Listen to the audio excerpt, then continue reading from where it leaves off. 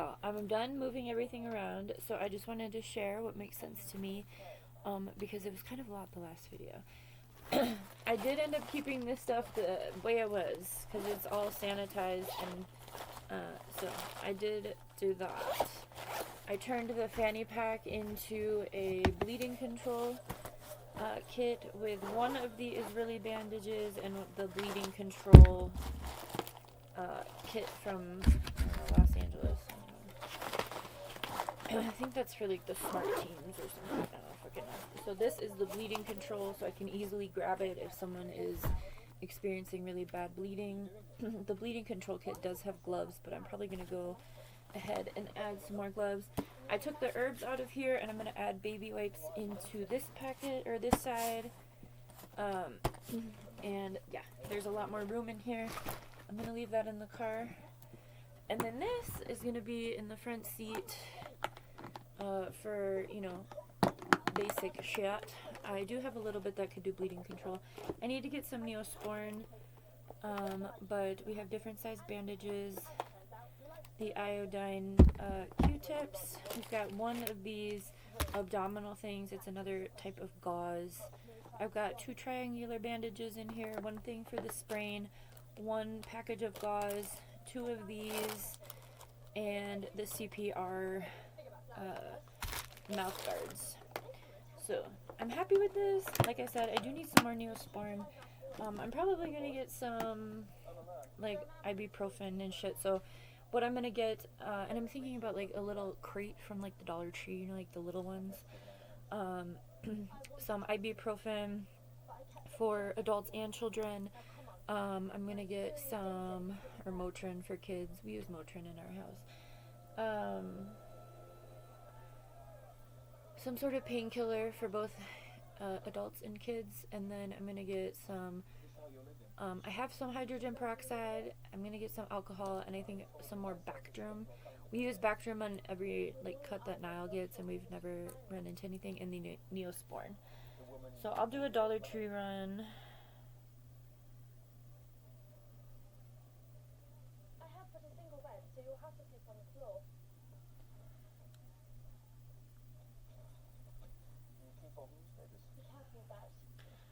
Okay, what did I say? Ibuprofen. Again, I was thinking, like, I do have a cooler in the car, but I'm not going to get ice for it. But if you are someone who's going to be going on the front line, or be adjacent to front line, or be in some sort of rapid response, community response for people on the front line, milk is a great thing to have. Your own eyewear or eye protective bandanas, gloves. I do have gloves in the back of my first aid kit, like winter gloves. I was thinking, I have a bunch of, what else is in here? What's this? Oh, I have a secret stash of seeds. I have seeds everywhere, honestly, and a lot of my shit. Anyway, if you are responding, a lot of you already know if you're like that, you know, someone who feels comfortable responding. I think I'm going to cover this up and put a press patch on it, because I have one the right size. And then I'll feel more to do. But yeah, whatever feels right to you, whatever works. I was thinking when I was putting these bandages in here that if it's a windy day, it's going to be an absolute nightmare, because those are just going to go flying. But again, if you're the one doing the first aid, you know where it is. You can easily grab it without having to open it all the way up, which is why I like it too. So having several things so you can grab whatever you need in the moment. But protect yourself. Like, we have vests and helmets. We have face masks, the same ones that they're wearing. One of the things when this all started, like last year when ICE started responding, I was very much, and I've talked about this a lot, but I was very much looking at their wardrobe, looking at the things they were wearing, and I echoed that in my own preparation for what we're going to be experiencing at a larger scale, which is happening right now. It's being rolled out. The masses have approved of this. A lot of people actually support what's happening because they've fallen for the rhetoric of illegalness. So anyway, yeah, bandanas or belts or tourniquets. Is that what those are called? Um, I don't know. So do what you can to get ready. I mean, if you feel, but milk is important for responding to mace or pepper spray. I actually have bear spray. I'm gonna do a whole different bag of weaponry that I'm gonna keep in my front seat in case I get approached and have to respond. I'm navigating this line of, do I want to have weapons that they could use against me, but they already have their own weapons, and I would be at a disadvantage if I didn't have any? So yes, I'm going to have weapons. What we're seeing is that they are breaking the they're breaking a lot of windows. So putting weapons in the passenger seat would not be the right thing. I feel like it would be tactical to keep weapons in like the middle console where it would be harder. It'd be easy for you to grab, but harder for them to grab. If you are going to fight back. I highly suggest, well, do what you feel comfortable doing, but I'm not going out without a fight. I'm looking forward to fighting. I have a lot of anger and rage that needs to be put somewhere. And that is a great place. Alright? Hair ties, extra glasses. I keep an extra pair of glasses in my purse. Things like that, right? If you are getting attacked, things break, things happen.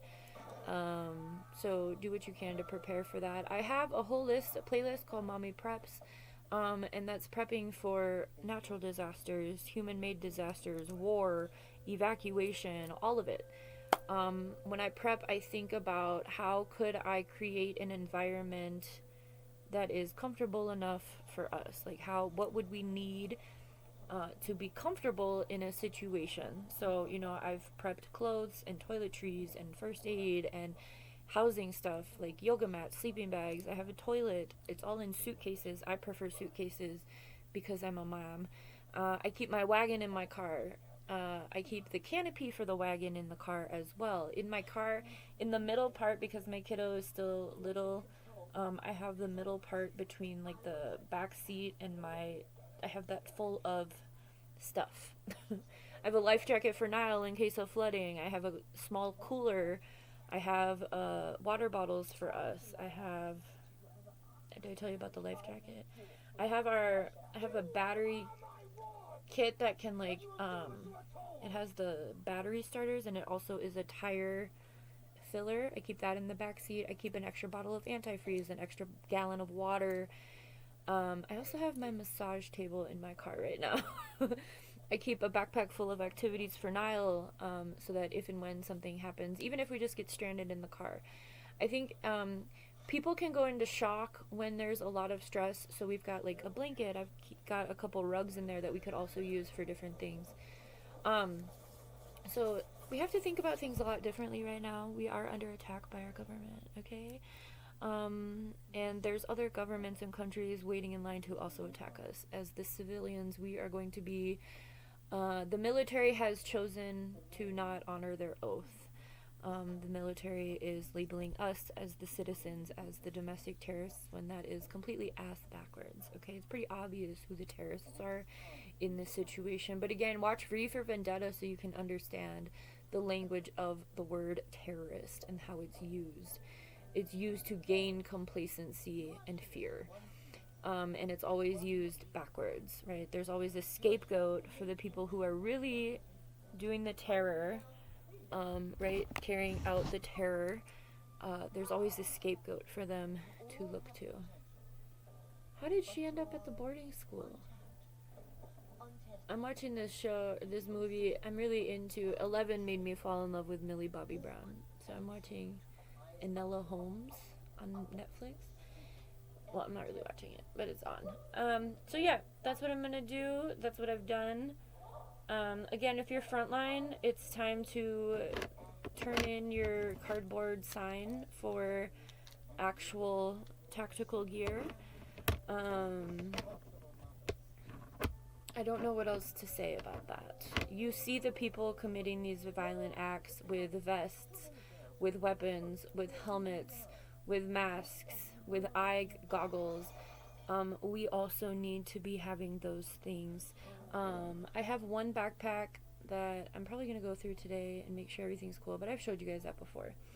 So we've got life straws, we've got goggles, we've got radiation masks, things like that. When Donald Trump was inaugurated in last year, I started carrying around our documents. I have one of those like travel, I don't know, it's like this big. It's like a travel wallet, but we've got our passports. I got passports. I have everything. So I'm going to be making copies of our documents and things like that. So feel how you want to about navigating it. People are talking about the conversation of we shouldn't have to carry that shit around. But the point of the matter is if you don't have it on you and you encounter these people, which I think it's becoming pretty clear that there's not really a organized list that they're working from. I mean, they do have technology for that, but there's a lot of other people that they're going after. I just saw a woman this morning talking about she's in Hawaii, and one of her nieces or nephews goes to school, and like they're elementary school kids, and they got sent home a worksheet about their family. So the schools are using information from the kids. So, we used to do school projects like that, but it wasn't collected for this purpose. And so the surveillance state is going after the kiddos to kind of like go after their families. So they were asking questions about who all's in your family, list everybody, show some pictures, like give us pictures. What country did you guys come from? Like questions like that. So like legit having this guise of, oh, it's just a project, to being, a worksheet of all of the information that these people are looking for. But also there is technology, and I think all of us who are on TikTok woke up this morning to new terms and conditions. So I didn't read them. I never do. I already know it's all surveillance state. Israel has everything backed. The first paper I wrote in my master's program was when we were studying the border. So we went to Nogales on both the Arizona and the Mexico side. Like we crossed, and learning about that border and learning, from Mexican folks who are living in the borderland, and Arizonans as well, because the border just cut through, indigenous land. If you're in Arizona, California, Texas, this was Mexico, right? This is their land. And so, the paper's title was Genocide in the Homeland. And from everything coming out, I think the violence is becoming more extreme. Yesterday, we woke up this morning to news of a man's testicles being like squashed as a torture method. We know that these people are psychos, for lack of a better word. It does not take intelligence to be violent, quite the opposite.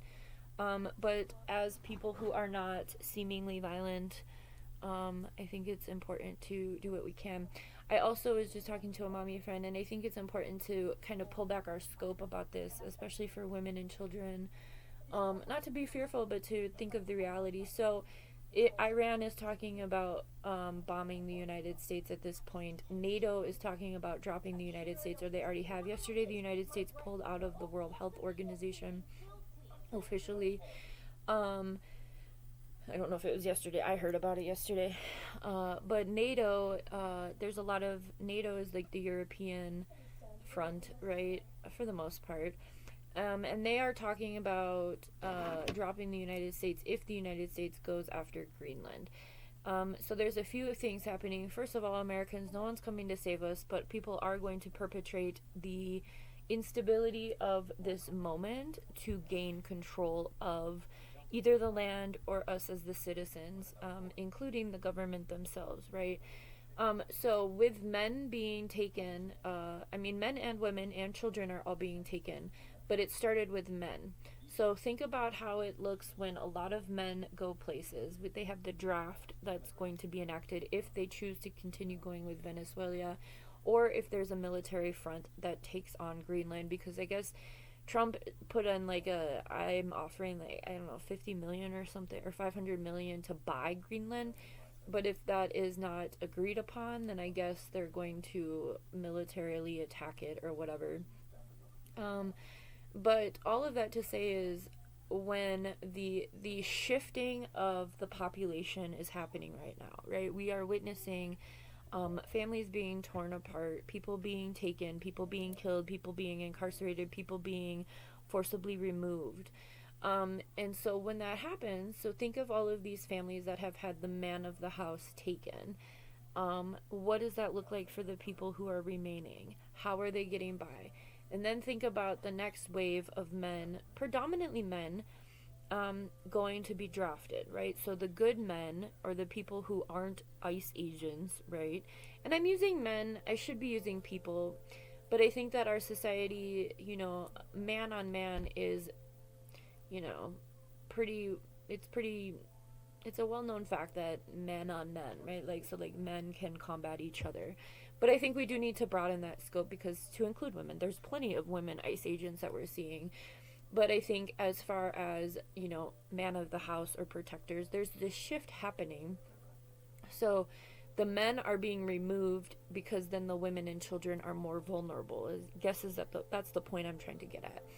So if you're a woman who is, we need to be learning our self-defense. We need to be making sure we're comfortable with the weapons that we have. We need to make sure that we're keeping our doors locked. We need to make sure that we're laying low as well as possible. We need to make sure that we're doing everything to keep our children safe and with us, right? So there's a lot happening, but I think it's important to, consider all of these things at this time. And especially with if and when a draft is called, I'm kind of waiting for that, but it's which front are they going to be called for? Are they going to be called for Venezuela, Greenland, the Middle East? Is there going to be a new front created out of the blue, like Venezuela feels like?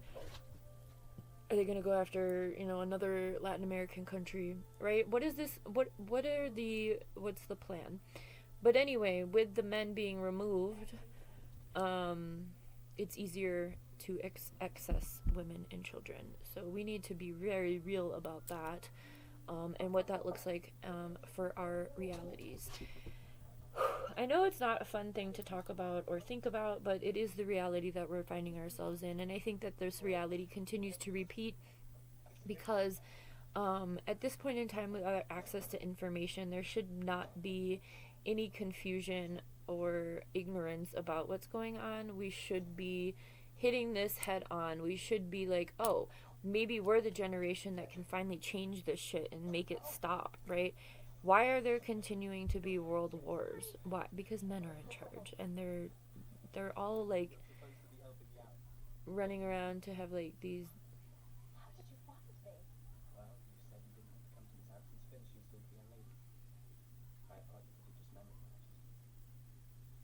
I need to rewind this movie. Anyway, do what you can to prepare. Do what you can to look out for the people in your community. But don't do it to a point of putting yourself at, a compromising position. It doesn't mean to be apathetic, but two things can be a reality at once, right? We have to be navigating these things with, strategically and, yeah. If you are someone who's willing to respond in some sort of community way, it doesn't do your community, it's more of a disservice to become a target. You know what I mean? So do what you can. I know this is hard, but yeah, I'm gonna go put this shit in my car and probably cover it up. But it makes me feel good knowing that I have the things available, readily available if and when it needs to happen. This isn't at my door yet, but we are close. Geographically, it is happening close to me. I live in a very small town. I am a political minority in my town. So I don't know. I'm thinking about taking my bumper sticker off of my car. Honestly, I don't need a reason to be flagged. It's something I'm navigating, because as a single mother, I need to be with my child. my child has special needs, and I am the person that makes sure that those needs are met. Um, so at this point in time, that is my priority, but that doesn't mean that I'm going to apathetically ignore the situation.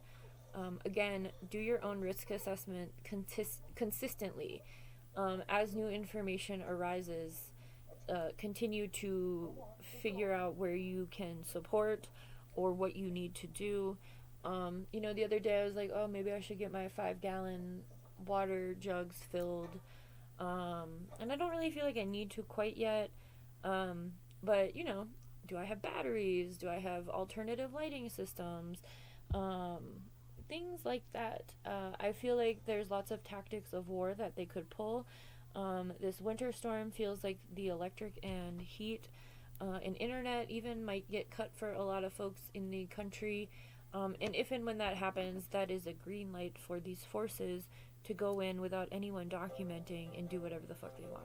They have an advantage. So think about things. I always tell you every winter that winter is a great way to, tactically speaking, winter is an easy place to start because the weather is also going to be making things harder for people, right? People can freeze to death. Yes, people, summer has its problems too, depending on where you live. But winter storms with ice and snow, the ice weighs down the power lines, lots of shit can happen. And just the frenzy around this winter storm that's hitting, we're gonna get some snow tomorrow.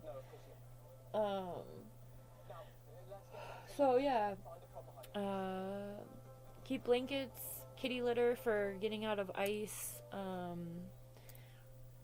gloves and hats. I would keep that stuff. Maybe you don't need to keep it in your car. Maybe keep it in a bag in your house and take it in your car when you use your car, things like that. I don't fucking know. Do what you feel like you need to do. But yeah, this is a lot. It's a lot to navigate. Whenever I start doing this shit again, I have to be very cautious of not getting back into survival mode. But I mean, this is a reality, right? This is our reality right now. And that's what it is. So, good luck. May the odds ever be in your favor.